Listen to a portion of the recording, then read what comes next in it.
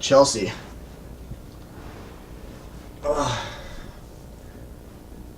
Girl I used to work with down the street, and she's like that girl at work that like I always wanted. Finally got her alone. Fucked her crazy, dude. And we went until like 6:30 this morning. I'm pretty hungover about it right now. It's not good. She legal age? She's actually turning 22. Actually next month, when my birthday, February 21st. And I think she was the 14th, if I remember right. But at the same time, not gonna lie, I wasn't really paying attention to what she was saying. If you know what I mean.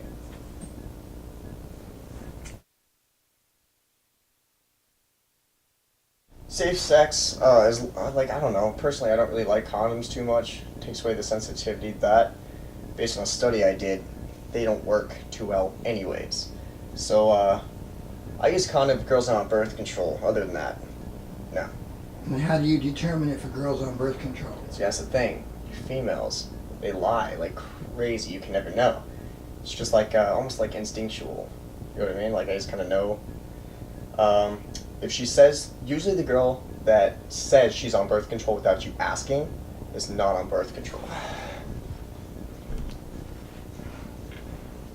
So you mean she, by her bringing it up first, you sort of know that And she's not. bullshitting? Yep, because she doesn't want you to wear a condom. Girls don't like condoms as much as guys don't like condoms because, you know, that rubber material even inside of them feels awful. They don't even like it too often. So, therefore, they'll bring it up first saying, oh yeah, I'm on birth control, don't even worry about a condom, and you know they're full of shit. Now, the girls that just go straight to fucking usually, and don't say anything about a condom, are the ones that are on birth control. Girls don't want to get pregnant just as much as the guy doesn't want to get her pregnant.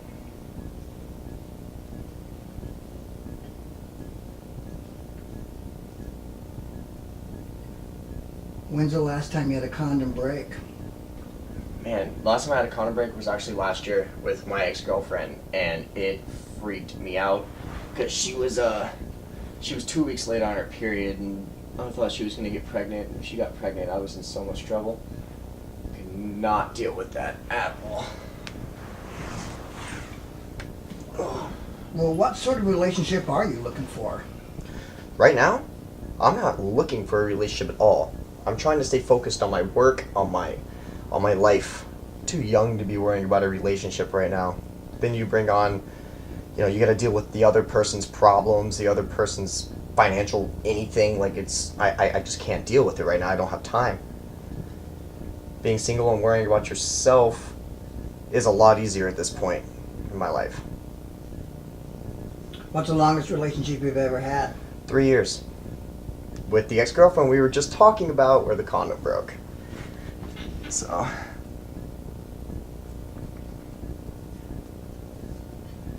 I'm scrolling for the next question. It's taking forever.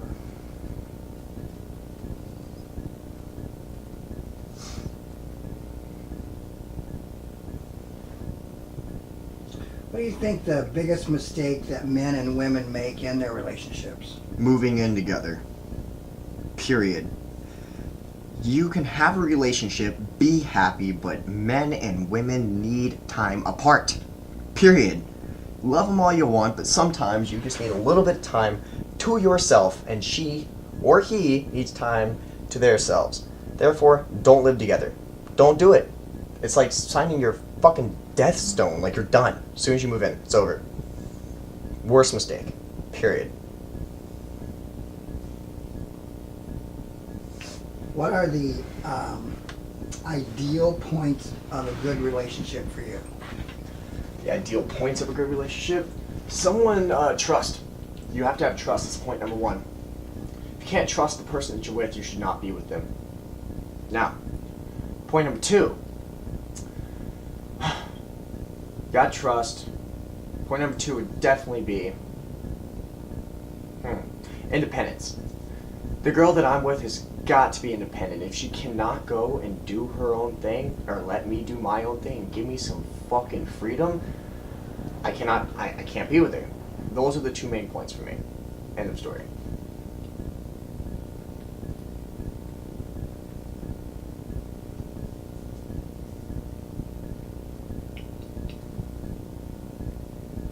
Ever had your heart broken?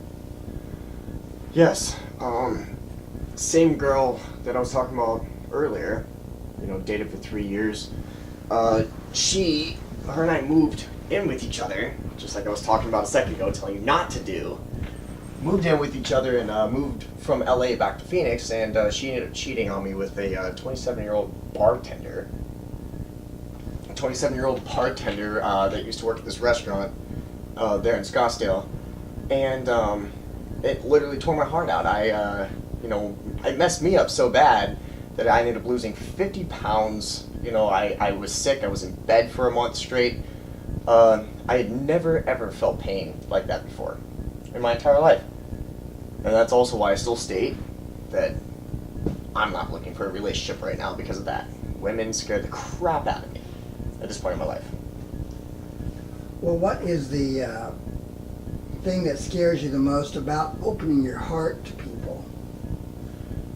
You open your heart to somebody and then they step on it, and it's happened to me so much that it's really hard for me to trust again, because I don't know how much more I can take at this point in my life. I'm still young, and I just can't find it in me to open up my heart and trust someone again after all of this crap that I've been through. Just can't do it.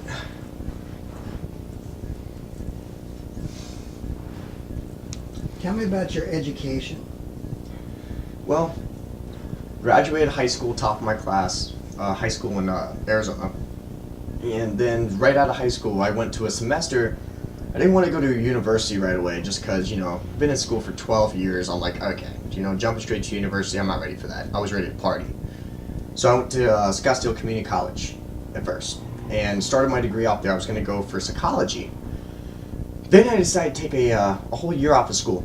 I just needed a break. Moved out to LA and, took my break, had a great time doing it. Now I'm back in school. I do online school through ASU University, and I'm going for business management, entrepreneur, whatever you want. And then after that, I'm thinking about going to law school, but we will see, because I don't know if I'm going to be in school until I'm 28 years old.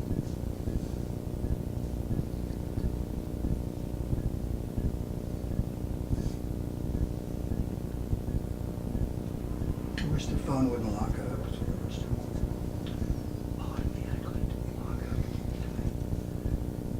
What book or movie has made an impact on you?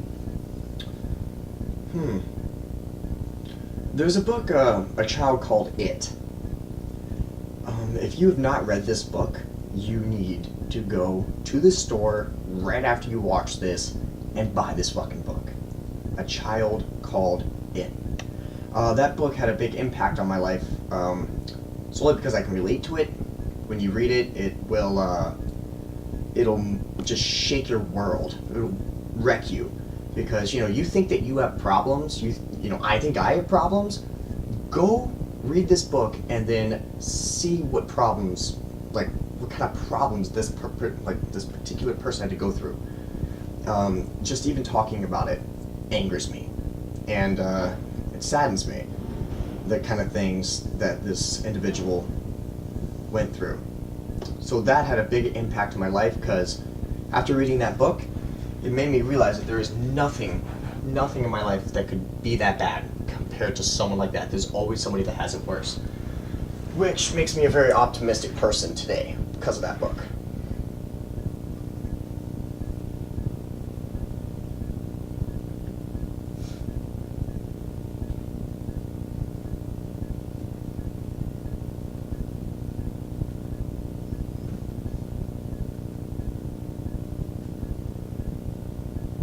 What's the most annoying thing that someone could do to you? Wake me up while I'm sleeping. When I am sleeping, don't touch me. Don't wake me up. If you have to wake me up, gently say my name. Like right now I live with a bunch of my guy friends, and it's like a 3-bedroom house with 4 of us in there. Thank God I got my own room. But those assholes will come in every fucking morning and just jump on me, shaking me, fucking, wake up Josh, we're fucking going out, Josh. I'm just like, and it drives me fucking crazy. And then the whole day, I'm pissed off. That's the most annoying thing anyone can do to me. I'm sleeping. Let me sleep. No, sorry. If you could have any job in the world, what would it be? Any job in the world, huh? It would be to probably just work out for a living. I'm not even gonna lie. Like, I mean, I could live in a gym, and train people, help.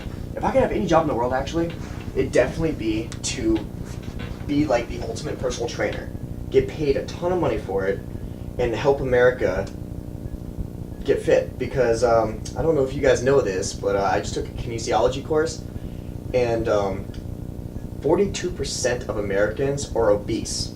And between now and the year 2015, it's supposed to more than double. That's disgusting. Obesity, like, and I don't mean just fat, like just fat people. Obese, like I'm talking, your BMI is 30% over. Right? It's ridiculous. So that's what I would probably do. I'd try and help Americans, help people get in better shape, so therefore they have longer lifespans, even. What do you do for fun? For fun, I like to play basketball. I'll definitely go, go down to the MMA. And, I love doing MMA, mixed martial arts. It helps me keep my temper in control, helps me just, zone out from what's going on in the world. I enjoy getting a popcorn and a soda and just going to the movie by myself, sitting in a nice, dark, air-conditioned theater and just meditating and enjoying a cinematic adventure, if you will. I enjoy doing that a lot, actually. Okay, keep looking at the camera. The next time I do this, I want you to end up with your feet on the ground in a regular sit-up position right there next to that clapboard, okay? Right next to the clapboard? Sitting right there. Yeah. Don't move the clapboard because then you'll go off screen. And then to get your face in screen, you're going to have to duck down like you were talking at him, okay? Yeah. So I'm going to ask you a couple of questions, but when I say this, that's when I want you to do that, okay? My phone is not cooperating. What's the biggest mistake that people make on their first date with you? My first date with me? I don't know. I'm a pretty easygoing person, so it's kind of hard to really make a mistake with me just because I'm, really laid back. Probably the biggest mistake that you could make would definitely to start talking about drugs. Drugs are bad. I don't do drugs. I don't even smoke marijuana, for Christ's sake. I have before, but not my thing. So therefore, biggest turn off for me, biggest mistake is start telling me about, like, if you've tried this drug or tried that drug or done this or done that or been around the block. Big turn off. Big one. What do you look for in a girl? Looks or personality? Personality first, personally. If you're funny, if you're easygoing, laid back, I can laugh with you and just joke, then we are. What? You're grabbing the microphone cable with your fucking foot. Sorry. Okay, so stop. What do you look for in a girl? The first thing I look for in a girl, or a woman, if you will, is personality. I mean, if she's funny, if she can make me laugh, I can just go with her somewhere, and it's almost like, she's my best friend before my, if you will, girlfriend. That's what I like. I don't like if I'm with the girl that I care for, I don't want to have to overexert myself, to make her happy. I just want her to be happy because she's with me. And if she's happy that she's with me, that's enough, and that's perfect. That's the kind of look for. Now, looks in a girl, I'm a weird guy. I go teeth first, pretty smile, love it. Eyes, love like vivid, like blue or green eyes, or just dark, dark, dark brown. And then hair. Those are the first things that I look at in a female. And yeah, but still, I'll always be a personality first type of guy.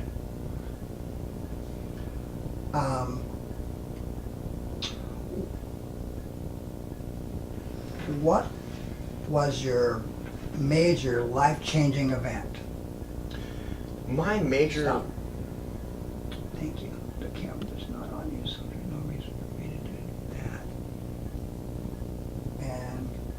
What was your major life-changing event? My major life-changing event is definitely when I took that year off of college and moved to LA. You know, I always had a dream of going out to Los Angeles and, you know, being an actor. Going out to Los Angeles, going to school and being an actor and just living life up. And, you know, I come from Memphis, Tennessee, and I don't come from a lot in my family. So I was like, there is no way that I'm going to be able to do that. Well, finally I decided, you know, you're a smart kid, you got all A's in school. It's time to go and just do something for yourself. Stop relying on other people. So, like I said, laid down everything, moved to Los Angeles, and this definitely influenced my life more than anything else. Was that decision to come here. Okay, now, when I do this again, all I want you to do is lay down flat where you're at. Don't move your legs. All right. Just lay down flat. All right. Okay? And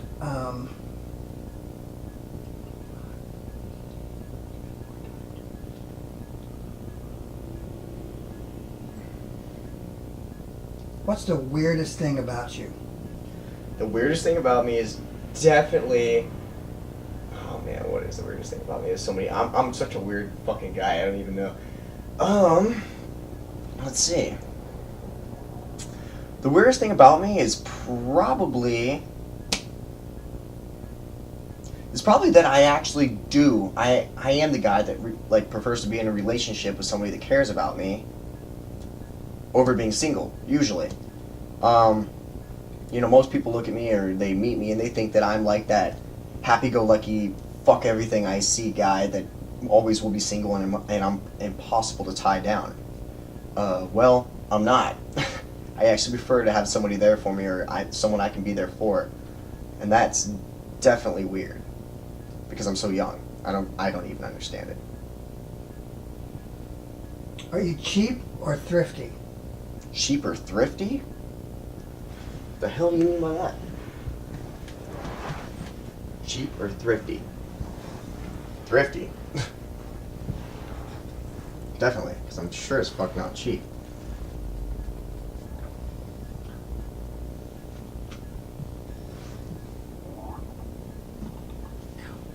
I wonder if the camera can hear that. Yes, because the microphone's right there and I heard it.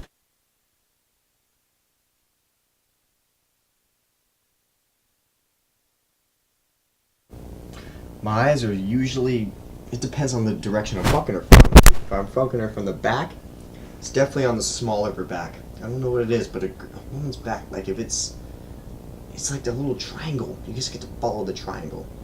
Now, if I'm fucking her like from the front, then I am definitely looking at her boobs. I'm not even gonna lie right now. Yeah. What size boobs work? Me actually, I like boobs that are.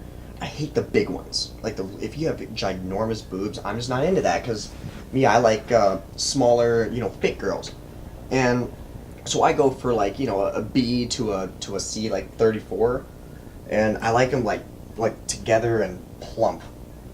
But you know, like I hate ginormous where they like fall down out of your bra and they're like hanging down to your hips or something like that. That's not my style.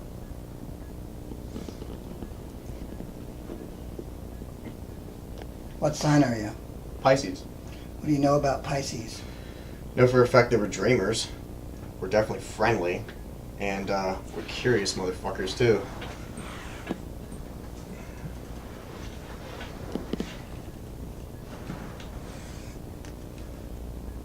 Don't stop talking. Curious mother. Okay, what about you know about Pisces? Yeah, well, I just know that we're fish. Lay down flat. Now, slide your head just a little bit up on that shoulder too. More. Right there, right there. Now, stay right there. Now you look great. Okay. Now, during this one, decide to take off your glasses. Put them in your hair, okay? All right. No, don't be ready.